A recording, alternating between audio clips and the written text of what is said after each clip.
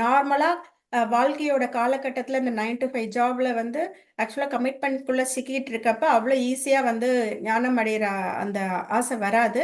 ஒரு certain threshold reach பண்ணீங்கன்னா தான் அந்த எண்ணமே வரும்.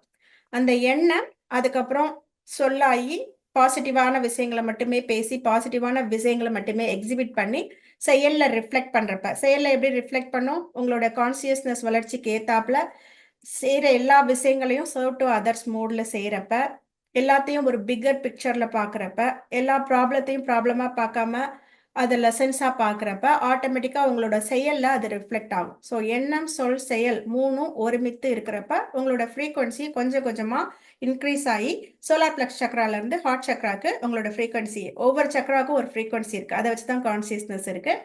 ஸோ நம்மளோட ஃப்ரீக்வன்சி லெவல் வந்து 3rd டென்சிட்டி ஃப்ரீக்வன்சில இருந்து 4th டென்சிட்டி ஃப்ரீக்வன்சி, அதாவது ஹார்ட் சக்ராக்கு ஆட்டோமேட்டிக்கா மூவ் ஆகும்.